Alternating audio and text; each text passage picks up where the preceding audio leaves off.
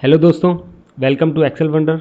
मैं भूपेंद्र आज आपको बताने जा रहा हूँ एक्सेल का एक ऐसा फंक्शन जो काउंट फैमिली से बिलोंग करता है और जिसका नाम है काउंट इफ्स। तो गाइज़ ये बहुत ही इंपॉर्टेंट फंक्शन है और बहुत ही ज़्यादा यूज़फुल फंक्शन है।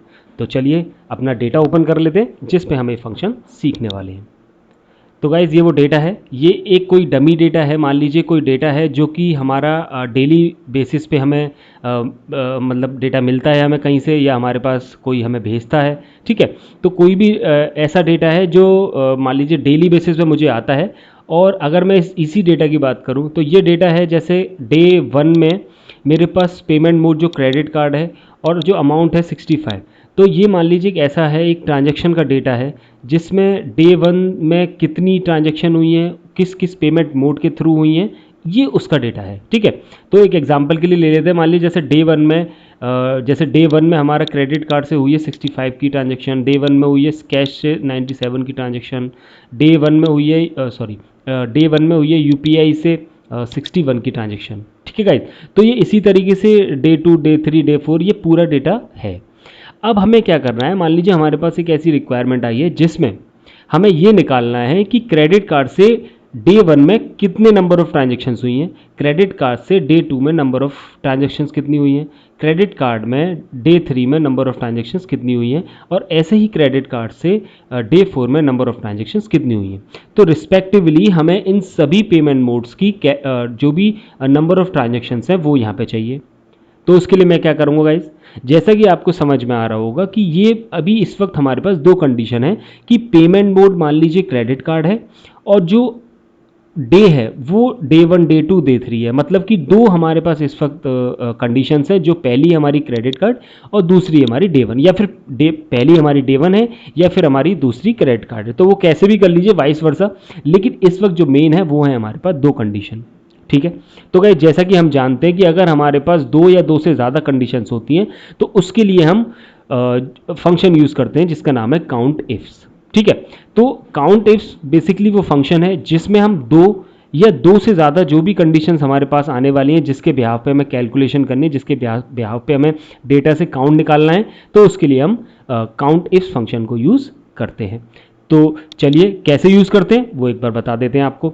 सबसे पहले गाइस उस फंक्शन को लिखने के लिए आप इक्वल टू का साइन प्रेस कर सकते हैं, या फिर आप प्लस के साइन के साथ स्टार्ट कर सकते हैं। ठीक है, तो फॉर द बेस्ट प्रैक्टिस हम इक्वल टू के साइन के साथ स्टार्ट करते हैं और उसके बाद उस फंक्शन का नाम लिख देते हैं। तो ये जो फंक्शन है वो कौन सा है हमारा, काउंट इफ्स। बिल्कुल सही। अब इसमें जो पैरामीटर पास होंगे उनके बारे में बात कर लेते हैं। सबसे पहले काउंट इफ्स में जो पैरामीटर है उसका नाम है क्राइटेरिया रेंज 1। तो गाइस हमारे पास कौन सा क्राइटेरिया पहला है, मान लेते हैं पेमेंट मोड हमारा पहला क्राइटेरिया है। ठीक है, तो उसकी रेंज कहाँ पे है इस डेटा में, ये देखिए बी कॉलम में है पेमेंट मोड की रेंज, क्राइटेरिया रेंज की क्राइटेरिया रेंज 1 जो कहाँ पे है, बी कॉलम में। तो क्या करेंगे, इसको हम सेलेक्ट कर लेंगे। तो हमने इस पूरे डेटा को इसमें सेलेक्ट कर लिया, इसको फ्रीज कर देते हैं। उसके बाद क्राइटेरिया हमारा है 1, तो क्राइटेरिया रेंज हो गई हमारी ये। ठीक है, और क्राइटेरिया रेंज क्राइटेरिया कौन सा है, वो हो गया ये पेमेंट मोड। तो हम इस पेमेंट मोड को सेलेक्ट कर लेते हैं, इसको इसके कॉलम को फ्रीज कर देते हैं। उसके बाद क्या करेंगे हम, नेक्स्ट हमें कंडीशन देनी है, तो हमें क्राइटेरिया रेंज 2 देना है। और क्राइटेरिया रेंज 2 कौन सा है हमारा, डे। तो डे कहाँ है, ये रहे। हम इसको यहाँ से यहाँ तक सेलेक्ट कर लेंगे, जो इसका है डे A1 से लेके A19 तक हमने इसको सेलेक्ट कर लिया। उसके बाद हमने इसको फ्रीज कर दिया, फिर हमने कॉमा लगाया क्योंकि हमें क्राइटेरिया 2 देना है, इसलिए हमें कॉमा के बाद क्राइटेरिया 2 पे जाना पड़ेगा, जो कि हम यहाँ पे आ गए हैं। अब हमें क्राइटेरिया 2 देना है, तो वो कौन सा है, वो डे जो हमने दिया है। तो उसमें क्या है, डे 1, डे 2, डे 3, डे 4, ये हमारे क्या है, क्राइटेरिया हैं दूसरे। तो हमने इसको भी सेलेक्ट कर लिया और इसकी हमने रो फ्रीज कर दी। ठीक है, तो यहाँ तक गाइस हमने अपना जो हमारी 2 कंडीशन थी उनके बेसिस पे हमने काउंट फंक्शन को लगा दिया है। एक बार और समझा देता हूँ कैसे हमने लगाया। सबसे पहले काउंट इफ्स लगाया, लिखा हमने।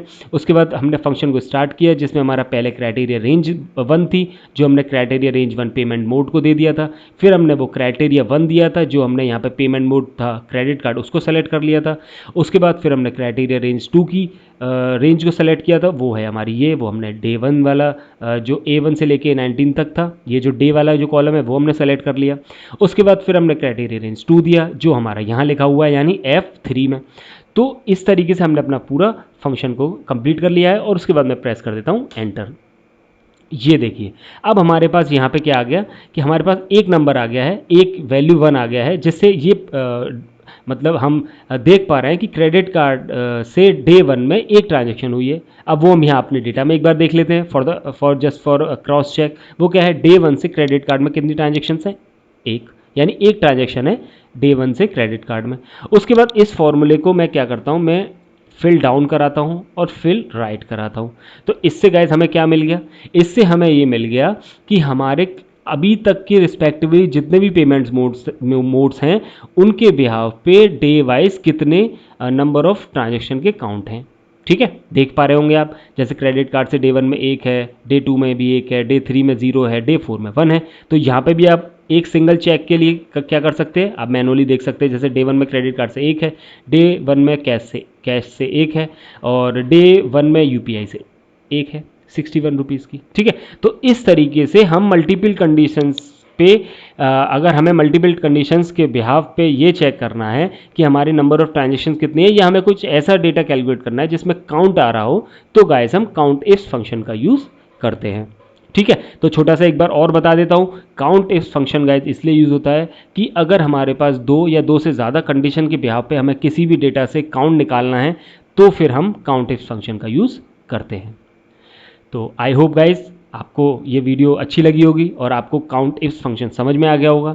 तो गाइज अगर ये आपको वीडियो अच्छी लगी है तो आप प्लीज़ इसे लाइक करिए, शेयर करिए, और आप अगर हमें कोई कमेंट देना चाहते हैं तो प्लीज़ आप उसे हमें कमेंट करिए, ताकि हम उस कमेंट के बिहाफ पे अगर आप हमसे कुछ और वीडियो बनवाना चाहते हैं, किसी और टॉपिक पे बनवाना चाहते हो, तो बिल्कुल हम उसको उस वीडियो को बनाएंगे और आपके लिए आपके एक्सेल के जो भी स्किल आप एनहेंस करना चाहते हैं उसको हम आपके स्किल एनहेंस करने में आपकी हेल्प करेंगे। और गाइस अगर आप पहली बार हमारे इस चैनल पे आए हैं तो आप प्लीज़ इसे सब्सक्राइब करिएगा और अपने दोस्तों को भी ये वीडियो फॉरवर्ड करिएगा, ताकि वो भी एक्सेल में अपना इंटरेस्ट दिखा सकें और अपनी प्रोफेशनल लाइफ में उसे यूज़ कर सकें।